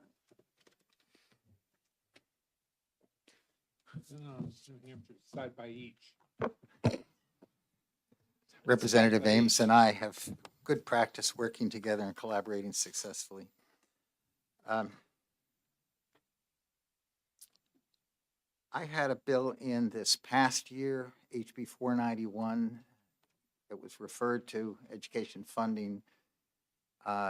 It called for a comprehensive study on revenue alternatives, and it was retained by the committee, and ITL was the recommendation that you had on the floor on January 7th, and I had the dubious honor of getting up to make the floor speech to ITL my own bill. I was persuaded by my caucus to do that and asked to, allow, that the timing wasn't right and we should allow for the process to carry on in 26. Given the way that bills have been scattered to several different committees, I think that we need to revisit that. And I said on the House floor, I may be back to you urging a study committee, and I think that's where we're headed. It's true that education funding has two bills at the moment in its possession suggesting a study committee. HB 1527, as was mentioned, is Representative Fellows' bill, I believe, and kind of heads in a different direction. HB 1799, Representative Ames' bill, somewhat like he's structured 1787, is actually a seven-part bill, and Part 7 is the study committee. I think that we can tell you more within the coming week, because 1799 is an early bill. It is on our docket for Friday. As I've already indicated to Representative Ames and to my caucus on that committee, I think we're going to be in a position to support 3 or 4 of the 7 elements of Representative Ames' bill, very possibly including that study committee. So we may do that, take that off your hands. That has to be reported next Wednesday, and we have a backup exec session next Tuesday. So if you would stay tuned, I'll keep you advised through the chairman, and perhaps we have a vehicle for doing that. That sounds good. I would recommend it. I don't Yeah. know how a majority of our committee will feel. But I think that there is probably a worthwhile work session for this committee to have, at the least on its own, and potentially in conjunction with education funding. You just get the 2 committees together. I think the 2 chairmen probably could agree to do that, and I suspect the speaker would bless it if he was asked. Because a hearing is your chance to ask us questions, but now I think you all need to air your views with each other. So I would encourage a work session before your March 4th deadline, even acknowledging that it won't be conclusive. And I do think the interim study is the way to hold jurisdiction on both these bills, and then we'll fashion something, whether it's in the statutory committee or something else, I think, over the summer and into the fall. What's timely? Again, I got up and argued that 491 wasn't timely, but I think if we've navigated through this past early bill deadline without a vehicle, then I think it becomes timely to reconsider. And I think that the work of that study committee is timely if it offers good recommendations and advice by November that can be taken into account in the coming session. I think 2 things I would suggest. I have felt fairly strongly that to make that committee work best, it should be a joint legislative committee, not a commission that includes outside voices. Testimony can be taken from outside voices by the committee, but in other words, members of the House and members of the Senate. And the second thing is, I don't think that that committee should be given a charge to reach final conclusions and make recommendations, value judgments on which particular revenue source. I think that the focus of that committee should be to do the fact-finding and the quantification and the modeling necessary for the legislature to then see what are the consequences of drawing on one revenue sources versus another, right? So an advisory purpose rather than a policy-making purpose. And I think the reason why I suggest we restrict it is because I think if the charge is clearly based on fact-finding, then I think they will do a very comprehensive job. And if they're not asked to reach conclusions, then they don't have to wrestle with that part of it that's going to be referred back to members of the legislative bodies in 27 anyway. So I hope that's helpful. I did have 2, I asked to speak on 1787. I just have some very brief observations. Are we done with that? I was just going to mention, I was just looking at what I put in for schedule for next week. And in fact, because obviously I have to get it in without knowing what's going to happen with this. I've got 1787 and 1800 scheduled for a work session next Monday, along with 6 other bills. So that may not work if we're looking at a detailed work session on that bill. Anyway, just wanted to let you know that that's on the docket for now. Representative Ullery. Yeah, those aren't, none of those bills are early because we've got all of our early bills done already, so, We're Early not- bills are done. yeah. We're So- not restricted until March for any other activity on these bills, is that correct? Yeah, March 5th. So we would have to, March 5th, I believe, is a Thursday, so we would have to make a decision by Wednesday, March 4th, since we typically meet on Mondays and Wednesdays. The Monday, what is it, Monday, the 16th is a holiday. So we'd probably meet Monday, Wednesday, the 18th. We'll try to finish up things we're working on, because then the next week is a school vacation week, and then there's 1 week left. So we'll see what loose ends we still have by Wednesday, the 18th. And then after that, it needs to be finished up that following week. Yeah, I mean, although I've scheduled the work sessions for those two, yeah, we're obviously not going to be able to get through all that. I don't believe, well, I mean, I guess it depends. Right now, I've got all that scheduled for, what did I do? I scheduled that for, that's not my email. I think I scheduled that for 10, the work session for 10, the executive sessions for 11. There's 8 bills there. We could, if we're all on board, still do that and then let it, have lunch and have to continue in the afternoon on Monday. So it's possible we could, yeah. Microphone, please. I don't know if that's. Microphone. I don't know. I don't know if that'll be a conflict with the meeting that subcommittee that we. Oh, yeah, you have a subcommittee schedule. Okay. All right, well, I mean, We got an extra 2 or 3 days in March. yeah, okay. So we may, even though it's on the docket now, we may not We do don't- do anything with don't those. necessarily need to do anything. Yeah, okay. Did you have some? I did. Thank you very Okay. much. Yeah, given the uncertainty of the outcome of various committees that may have a bill that you'd like to get passed, but some things don't always go the way you want, would it be appropriate for one of you gentlemen to draft an amendment that this committee might consider, suggesting things like the Joint Legislative Committee, or whatever committee you think is appropriate to meet your objectives? Would that be reasonable for you to consider as we get into our work session and have to take subsequent action on this particular bill, 1787? That sounds great, because I think you would know what the best composition for that would be. And it'll be a backdrop for, we can have a work session, but then at some point, it sounds like we're going to probably have to amend one of these bills with.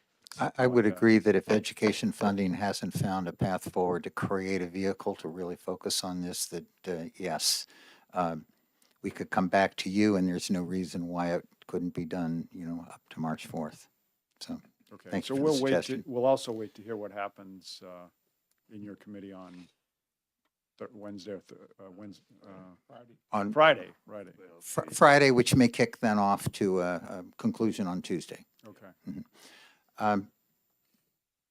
I welcome you coupling the bills the way that you've done for this morning and intend to keep doing. And I think this illustrates, we felt this the last couple of terms on Ways and Means. The fragmentation of way committee assignments sometimes seem to be a bit random.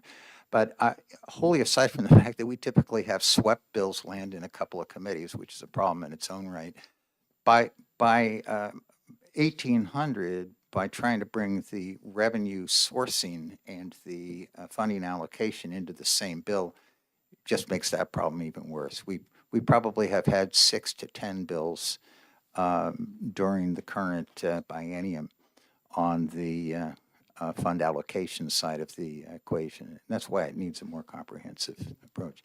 So I had a couple of clarifications on 1787. Thank you, Representatives.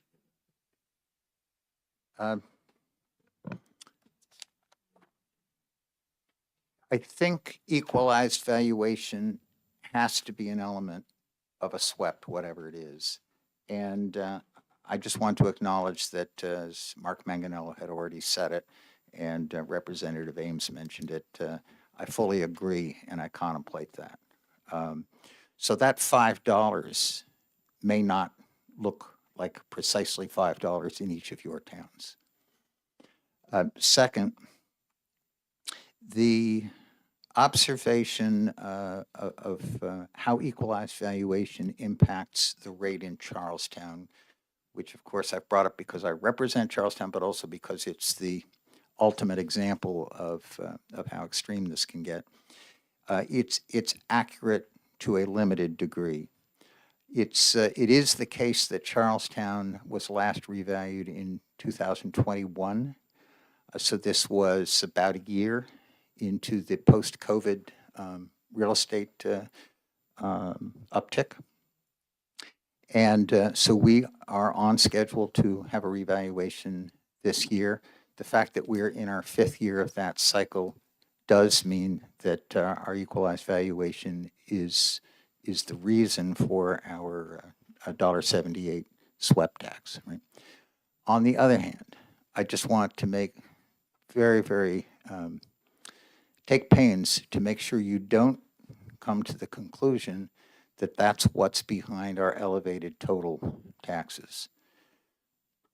In as far as I can remember them, so this is more than 10 to not quite 20 years, Charlestown's total mill rate has never been below 30. Whether it's been the year of the revaluation or the 5th year following. We vacillate in that range of about 32 to 39. It's a chronic endemic problem, and it has to do with things like the mills packing up and leaving the Connecticut River Valley in the 70s. It has to do with the advent of mobile home parks in the late 60s that were originally covenanted for senior housing, which was then struck down by courts so that people could resell to whoever they wanted to. That's changed the demographics of the town almost irreparably.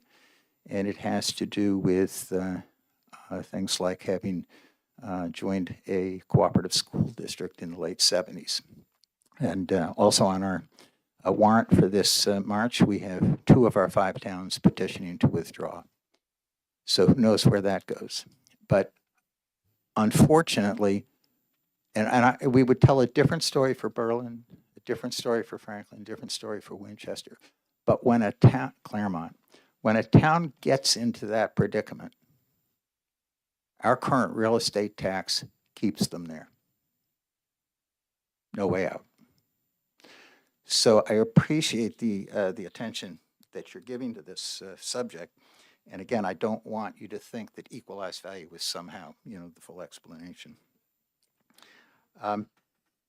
My other comment, you've probably made this connection in your minds already, but the proposal in my bill for the 3 different forms of credit is very loosely analogous in terms of trying to address more or less the same kind of problem as Representative Ames' increase of the low and moderate exemption and the homestead exemption bill that you heard last week from Representative Luno and Representative McGuire. So these are alternative ways of dealing with the excessive impact on certain people who just don't have the capacity to pay it. Somebody needs to reconcile which of those methodologies is better, but one of them, in some form, I think needs to be part of the ultimate solution. So I think one last comment. In the discussion of HB 1800 with Mark Manganello, he mentioned the excess cash, and that's very deliberate. That excess cash is what would account for the funding of the credits, the exemptions, as he's calling them, and lend money to the SPED problem, the special ed. Thank you very much. Do you have, okay, what I'm trying to manage here now is at 12:45, Representative Olm has a hard stop. We're going to exec two bills. Did you have a quick question for Representative Spilsbury? I do. I will say I sympathize with Representative Spilsbury. I thought I would take what I thought was a new approach to the revenue issue by introducing a bill to have DRA actually come up with 5 options that would raise $500 million in keeping with the Conval decision. And I understand that is being reported out ITL. We seem to be single, in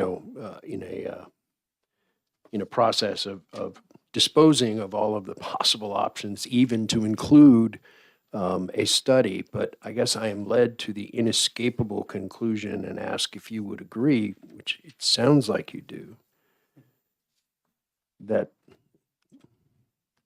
and this is neither a new nor an original thought, but basing funding on education through a property tax is demonstrably, provably not workable.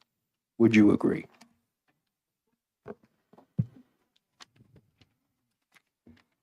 No inescapable conclusions here.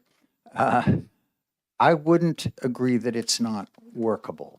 I would agree that it doesn't work well and it's not wise. Thank you very much. With that, I'm going to close the public hearing on HB 1787. And we have 2 bills that we've attempted to exec in the last couple of times, which I think we now have.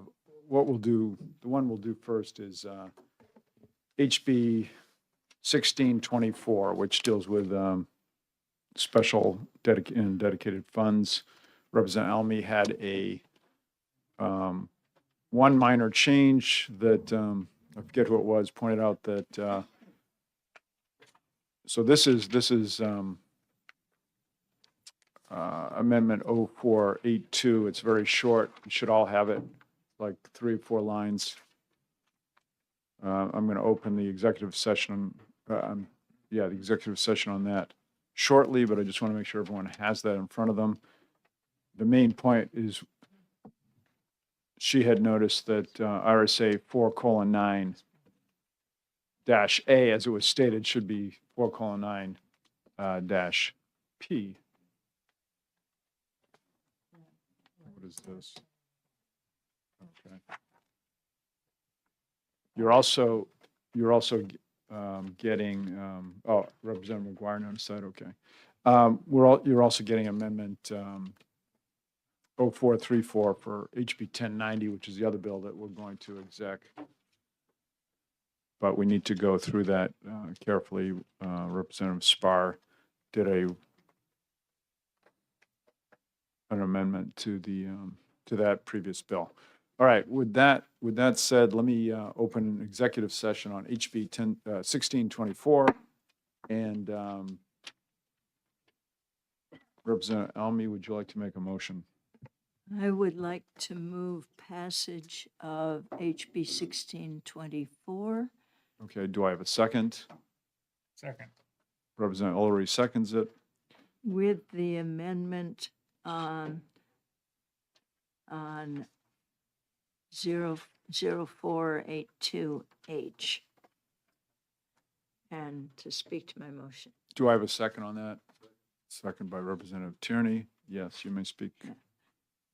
I don't know why it took this long, but all the amendment does now is amend section 1, which is the New Hampshire Recovery Monument, which had in it on line 3, RSA 4:9-A. It shouldn't have been an A. It was the number of paragraphs below. It was a P, and P was correct. P is in the new amendment, and nothing else has changed in the bill, which is what we needed. Excellent. Thank you. So if there's no, are there any questions on that? No discussion? Okay, then I'll ask the clerk to call the roll. But actually, on the amendment, why don't we just do a show of hands? How many for amendment, whatever it was now? 482. 482H, with a show of hands, all for this amendment? Yeah, should we get we should get a count. Put your hand up, please. 1, 2, 3. It's 15 of us here, so 15. Assume no one's against it if we all. Tom, that's fine. 15-0.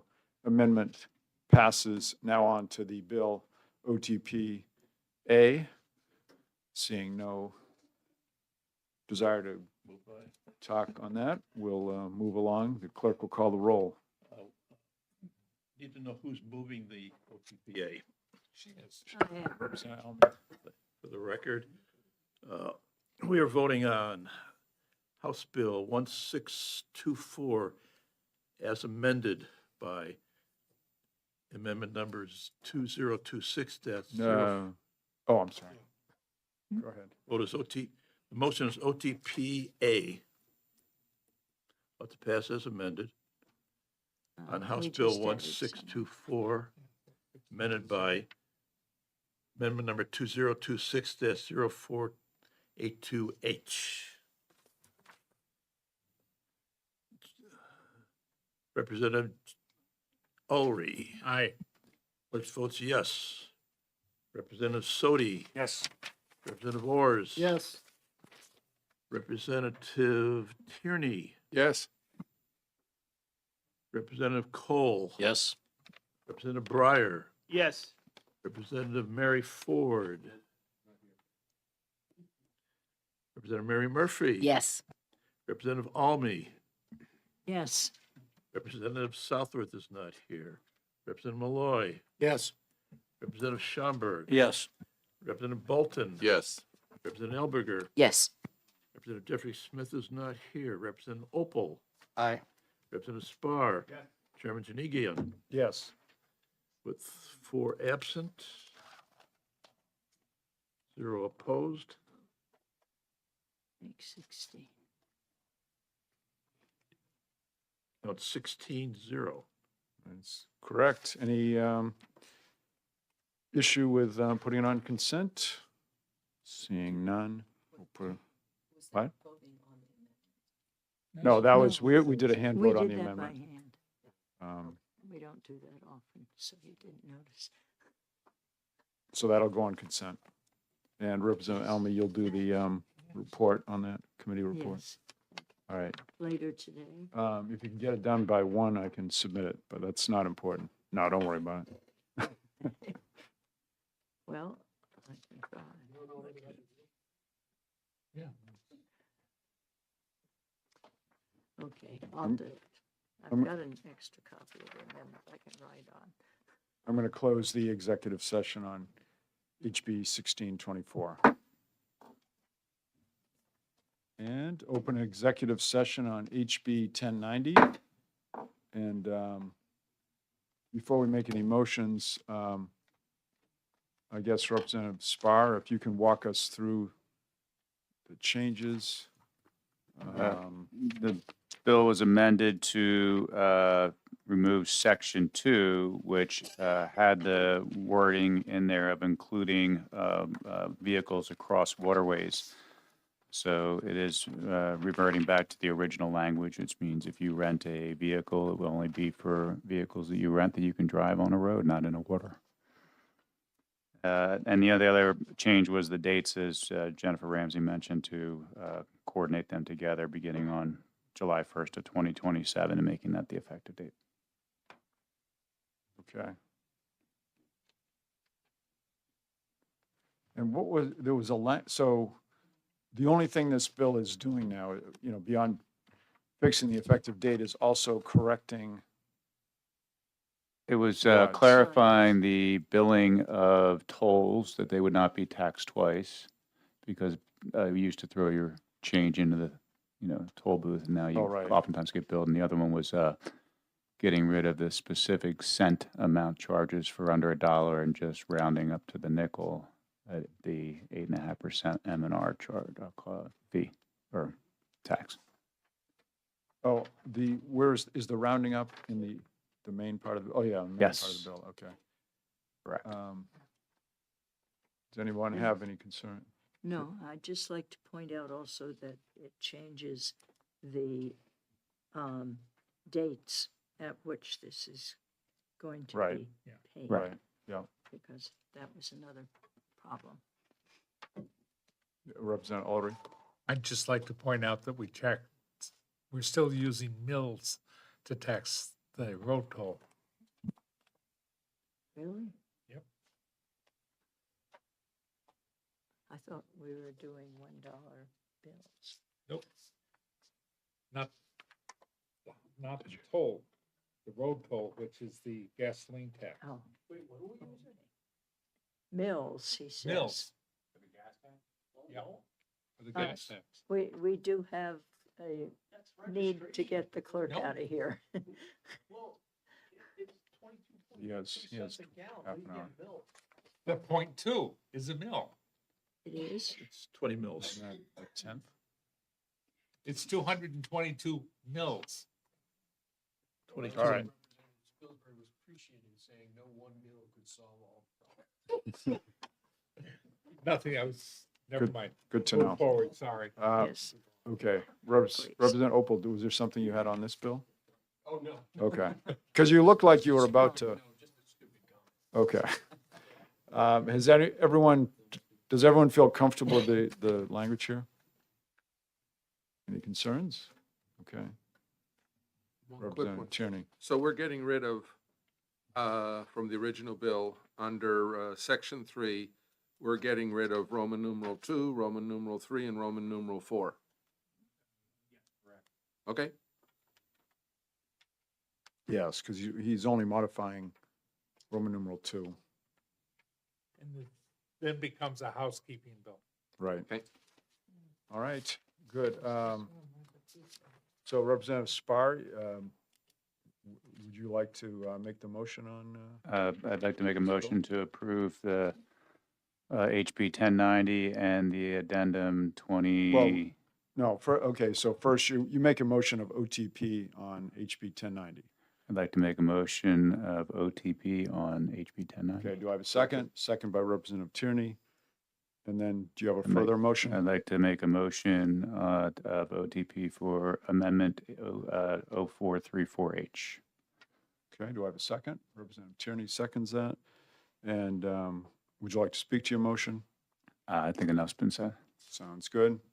We'll do the same thing with a show of hands. All those in favor of Amendment 0434H, raise your hand.